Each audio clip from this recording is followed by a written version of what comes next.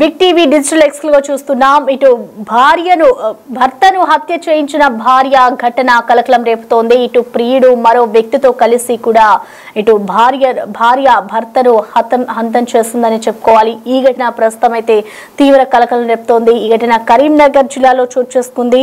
Present మనం చూసుకోవచ్చు, ఇటు ఏదైతే కరీంనగర్ లో హత్య కేసు జరిగిందో అది మిస్టరీ వీడిందనే చెప్పుకోవాలి. ఇటు భర్తను భార్య హత్య చేయించింది. ఇటు ప్రియుడు అలాగే మరో వ్యక్తితో కలిసి కూడా పథకం ప్రకారమే ఈ హత్య చేయించినట్టుగా తెలుస్తోంది. ఇటు ప్రస్తుతం ఈ కేసుకు సంబంధించి పోలీసులు అయితే ముగ్గురిని అరెస్ట్ చేశారు. వారి వద్ద నుంచి కూడా పూర్తి సమాచారం సేకరించారు పోలీసులు.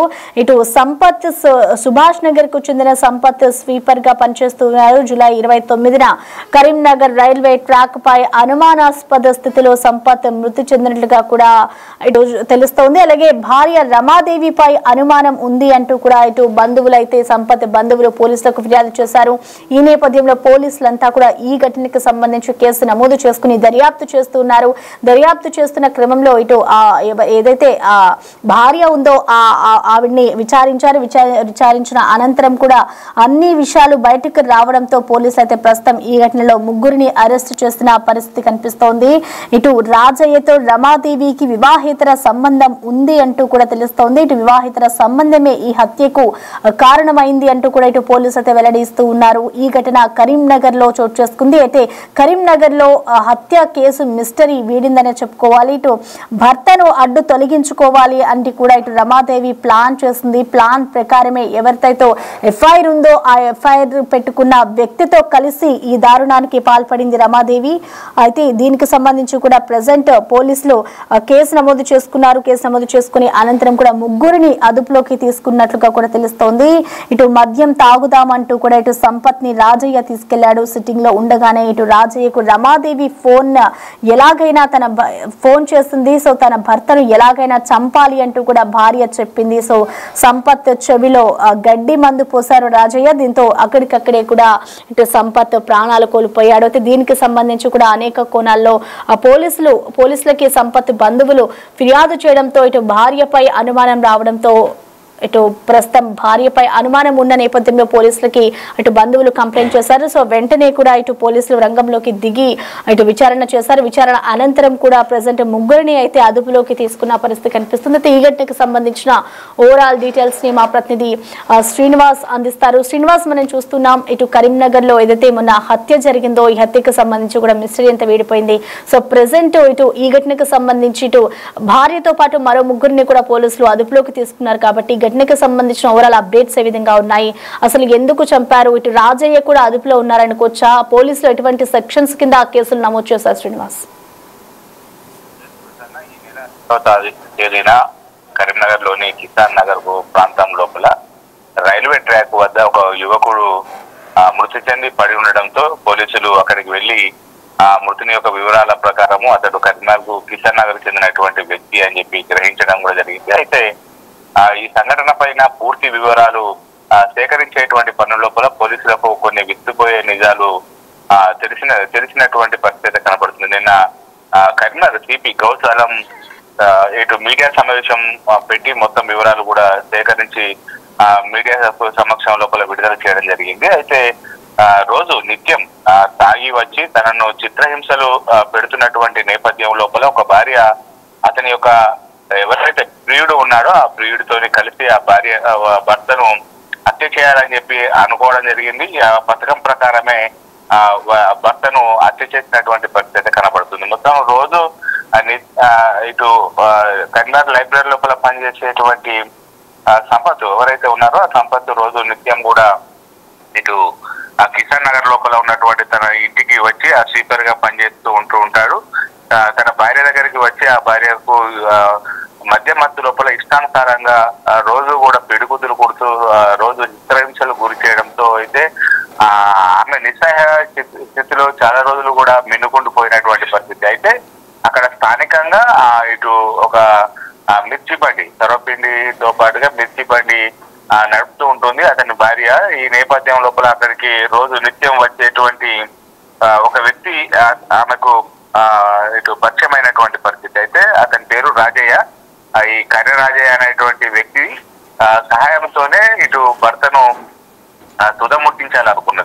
ప్రకారంగా రాజయ్య మరియు ఇంకో వ్యక్తి శ్రీనివాస్ ఇద్దరు కలిసి పథకం ప్రకారంగా రైల్వే ట్రాక్ సమీపం లోపల మద్యం తాగుతూ ఎవరైతే ఇప్పుడు సంపత్ ఉన్నారో ఆ సంపత్ను కూడా అక్కడికి మద్యం తాగుతున్నాం రావాలి అని చెప్పి పిలవడం కూడా జరిగింది. ఈ నేపథ్యం లోపల సంపత్ కు బాగా అంటే మద్యం తాగించిన తర్వాత అతడు అపస్మారక స్థితిలో ఉన్నటువంటి నేపథ్యం లోపల ఇటు అతని భార్యకు ఫోన్ చేయడం కూడా జరిగింది. ఆ ఫోన్ చేసేటువంటి సమయం లోపలనే తనను రోజు చిత్రహింసలు గురి చేస్తున్నాడు, ఎట్టి పరిస్థితి లోపల కూడా తన భర్తను వదిలేయద్దు, ఖచ్చితంగా చంపాలి అని చెప్పి అయితే చెప్పడంతో ఇటు పథకం ప్రకారంగా కొద్ది రోజుల నుంచి కూడా సంపత్తును చెప్పాలనుకుని ఒక తెలివైనటువంటి మార్గాన్ని కూడా వాళ్ళు పెంచుకోవడం జరిగింది.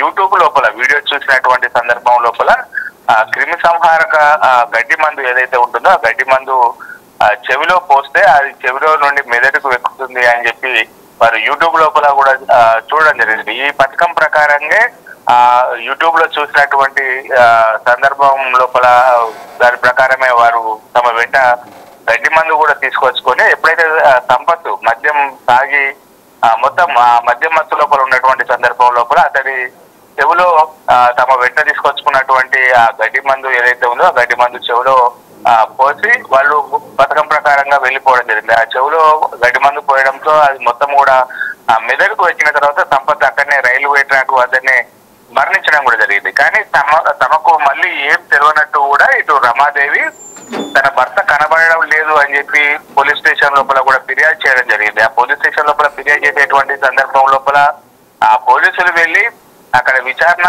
చేసేటువంటి సమయం లోపల అక్కడ చుట్టుపక్కల వారు ఇటు రమాదేవికి తర్వాత ఎవరైతే ఈ రాజయ్య కొద్ది రోజుల నుంచి పరిచయం ఉన్నది అని చెప్పి వాళ్ళు చెప్పడంతో దీనిపైన లోతుగా విచారణ చేసినటువంటి పోలీసులు రమాదేవిని అదుపులోకి తీసుకొని గట్టిగా మందలించడంతో తామే ఈ హత్య చేసినట్టు ఒప్పుకోవడం కూడా జరిగింది. మొత్తానికైతే రమాదేవి తర్వాత రాజయ్య మరొక వ్యక్తి ఈ ముగ్గురు వ్యక్తులు కూడా అదుపులోకి తీసుకొని మొత్తం విచారించడంతో తానే ఆ రోజు తన భర్త రోజు తాగి వచ్చి చిత్రహింసలకు గురి చేయడంతో తన భర్తను ఎట్లాగైనా బదిలించుకోవాలని చెప్పింది. దీంతో తనకు తన ఎవరైతే తనకు ప్రియుడు ఉన్నాడో ప్రియుడు మరొక వ్యక్తి ఇద్దరు కూడా సహకరించడం జరిగిందని చెప్పి పోలీసుల ముందు కూడా మొత్తం నిజాలు ఒప్పుకోవడం కూడా జరిగింది. మొత్తానికైతే ఇటు 4 రోజుల క్రితం జరిగినటువంటి హత్యను పోలీసులు అయితే ఛేదించారని చెప్పుకోవచ్చు. మొత్తానికైతే విస్తుపోయే నిజాలు కూడా బయటకు కూడా రావడం జరిగింది. మొత్తానికైతే ఆ భర్తను బంధించుకోవడానికి గడ్డి మందు చెవులో పోసి అతన్ని చంపి మళ్ళీ ఏం తెలియనట్టు తమ పోలీస్ స్టేషన్ లోపల ఫిర్యాదు చేసి తన భర్త కనబడతలేడని చెప్పి ఫిర్యాదు చేయడంతో మొత్తం పోలీసులు లోతుగా విచారించి ఒక పథకం ప్రకారమే ఈ హత్య చేశారని చెప్పి అయితే పూర్తిగా వివరించడం జరిగింది. Prasanna. Right Srinivas, thank you. So ప్రస్తుతం చూసుకోవచ్చు ఇటు కరీంనగర్ లో డెత్ మిస్టరీ వీడిందనే చెప్పుకోవాలి. హత్య కేసుకు సంబంధించి కూడా ఇటు పోలీసుల విచారణలో సంచలన విషయాలు బయటకు వచ్చాయి. ఇటు భార్య మరొక వ్యక్తితో వివాహేతర సంబంధం పెట్టుకున్న కారణంగానే ఇటు భర్తను హంతమోదించింది. ఇటు ప్రియుడితో కలిసి కూడా పక్కా ప్లాన్ ప్రకారమే ఈ హత్యకు ఒడిగట్టింది భార్య. అటు ఈ ఘటనకి సంబంధించి కూడా ముగ్గురిని అయితే ఈ పోలీసులు అదుపులోకి తీసుకున్నారు, అరెస్ట్ చేసిన పరిస్థితి కనిపిస్తోంది. ఇటు భార్యపై అనుమానం రావడంతో కూడా ఇటు ఎవరైతే మృతి చెందాడో మృతికి సంబంధించిన సంపత్ ఉన్నాడో సంపత్కి సంబంధించిన బంధువులు పోలీస్ స్టేషన్లో కంప్లైంట్ చేశారు. భార్యపైనే మాకు అనుమానం ఉంది అంటూ కూడా ఇటు కంప్లైంట్ చేయడంతో పోలీసులు అయితే వెంటనే ఈ ఘటనకి సంబంధించి కూడా విచారణ చేశారు. అనంతరం కూడా విచారించిన నేపథ్యంలో కూడా ఆ విషయాలన్నీ కూడా బయటకు వచ్చాయి. బయటకు వచ్చిన అనంతరం వీళ్ళని అరెస్ట్ చేస్తారైతే ఈ ఘటనకి సంబంధించి పోలీసులు ఏమన్నారో ఒకసారి చూద్దాం. అందరికీ నమస్కారం. ఈ రోజు కరీంనగర్ రూరల్ పిఎస్ లిమిట్ లో లాస్ట్ కి జరిగిన suspicious death murder press briefing జరుగుతుంది.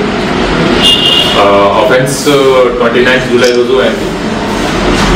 దీంట్లో ఒక 45-year-old పర్సన్ ఐలవేణి సంపత్ ఈ డెడ్ బాడీ మన పోలీస్ వాళ్ళకి ఫస్ట్ రోజు దొరికింది. అప్పుడు దొరికిన తర్వాత సస్పిషియస్ డెత్ కింద కేసు రిజిస్టర్ అయింది. ఆ తర్వాత ఇన్వెస్టిగేషన్ చేసినప్పుడు మనకి పూర్తిగా డీటెయిల్స్ వచ్చినాయి.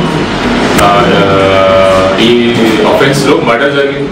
మర్డర్లో ముగ్గురు అక్యూజ్ ఉన్నారు. దీంట్లో డిసీజ్డ్ వైఫ్ అండ్ ఈమెతో పాటు ఇంకా 2 acquaintance ఆర్ ఇన్వాల్వ్.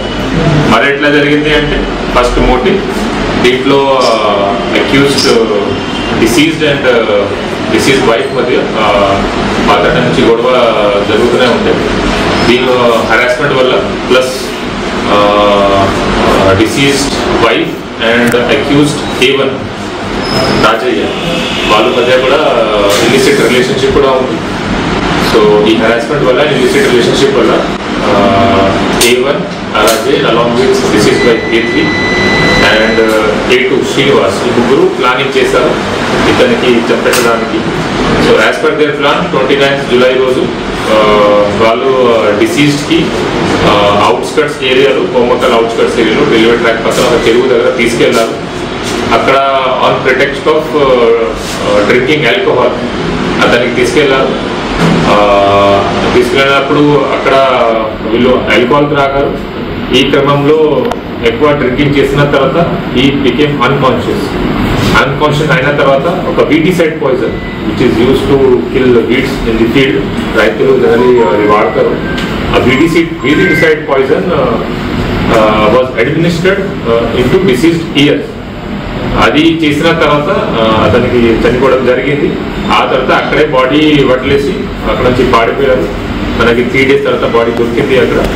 కానీ మధ్యలో విక్టిమ్ డిసీజ్డ్ వైఫ్ తరఫు నుంచి ఫ్యామిలీ తరఫు నుంచి ఎలాంటి మిస్సింగ్ కేమ్ కంప్లైంట్ కూడా పోలీస్ స్టేషన్లో రిజిస్టర్ ఆర్ కంప్లైంట్ రిసీవ్ కాలేదు. దీనివల్ల ఈ ఫస్ట్ అనుమానం వచ్చింది, సస్పిషన్ వచ్చింది. ఆ తర్వాత ఇన్వెస్టిగేషన్ చేసినప్పుడు అక్కడ ఉన్న CCTV ఫుటేజ్, కాల్ రికార్డింగ్స్ అన్ని వెరిఫై చేసిన తర్వాత మనకి ఈ యాంగిల్ గురించి తెలిసింది. సో దీంట్లో ఉన్న accused members deceased wife for criminal conspiracy for conspiring to murder her husband, then accused A1 and A2 for actively conspiring and using herbicide poison for killing the deceased. ఈ ముగ్గురు మీద murder case నమోదు జరిగింది. And ఈరోజు ఈ ముగ్గురికి ఇక్కడ ఈరోజు రిమాండ్ చేస్తున్నాం.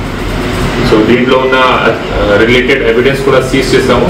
మనకి సీన్లో దొరికిన వీటిసైడ్ బాటిల్, ఖాళీ స్ప్రైట్ బాటిల్, ఇది కాకుండా లిక్కర్ బాటిల్స్ అండ్ అక్యూజ్డ్ పొజిషన్లో మొబైల్ ఫోన్స్ కూడా సీజ్ చేయడం జరిగింది. సో దీంట్లో ఇంకా ఇన్వెస్టిగేషన్ నడుస్తుంది. ఇంకా ఈ కేసు రిలేటెడ్ విట్నెసెస్తో మేము మాట్లాడుతున్నాము, వాళ్ళకి స్టేట్మెంట్ రికార్డ్ చేస్తున్నాము. ఇది కాకుండా ఇంకా ఉన్న CCTV footage and call record కూడా వెరిఫై చేస్తున్నాము. Thank you.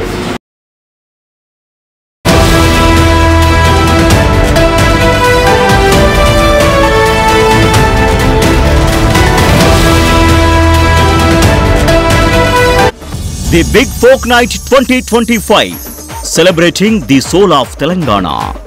ఆగస్టు 23 సాయంత్రం 6 గంటల నుండి LB స్టేడియంలో. టికెట్స్ బుకింగ్ కోసం ఎంట్రీ వాలా యాప్